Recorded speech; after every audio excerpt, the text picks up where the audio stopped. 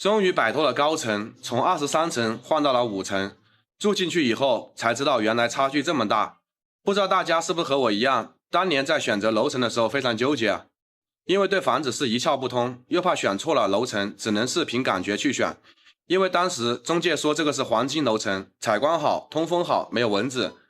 视野开阔，而且这一层价格相对其他楼层也高了不少。我以为价格高肯定就会好，而且也确实被这些优点征服了。这完全就是我想要的生活，于是我就果断定了这一层。但万万没想到，住进去以后和想象中的完全不一样，越来越多的问题让我备受折磨。首先第一个问题就是等电梯的时间久，说实话每天等电梯真的是太痛苦了。我估计很多人住高层的朋友也会有这种感受吧。我这虽然是2部电梯，但感觉根本就不够用。每天乘电梯的人非常多，尤其是早高峰的时候，年龄从小到老什么人都有，上学的、上班的，还有出去买菜的，2部电梯都被挤得满满的。本来电梯里面就要等上几分钟，好不容易上了电梯，又要忍受着几乎每层一停的节奏。有时候如果赶时间，在电梯里面急得都快疯掉了。有人说这个问题慢慢就习惯了，刚开始我也这么想的，但是时间长了我发现非但没有适应，反而越来越痛苦了。第二个问题就是电梯里面的味道难闻，其实在装修的时候就发现了，电梯里经常有一股油漆的味道，因为空气不流通，持续了很长一段时间都会上不掉。后来大家装修都结束了，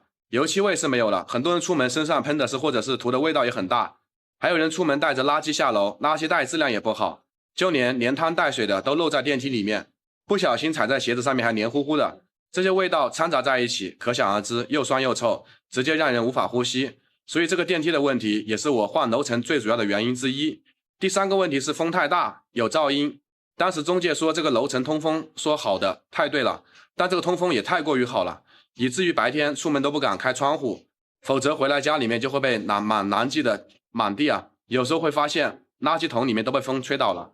后来我出门都不敢再开窗户了，只能等下班回来后再给房子通风。风大就会有噪音，有时候大风天气，只要关上窗户就能听到风的呼啸声，声音特别大，而且很尖锐，晚上很难入睡，还很多次被吵醒，睡眠质量也越来越差。第四个问题是水压太低，高层自来水是通过2次打压供上来的，供水系统好坏决定了这个楼层的水压的高低。我家的水压都非常低，水流小可怜，平时洗菜做饭都能明显感受到，如果在用水高峰期那就更惨了，打开水龙头看着都是着急，所以我买了几个水盆水桶，经常提前1天晚上把水放出来，留着第2天用，只有这样才不用在水龙头前面苦苦等待了。但最大的问题是洗澡水又不能提前放出来，而且也没有那么大的水桶，所以只能慢慢的冲洗，有时候不耐烦了，甚至连身上的沐浴露都没有太冲洗干净就不洗了。因为太着急了，所以住在23层给我带来太多的痛苦。如今换到了5层，才知道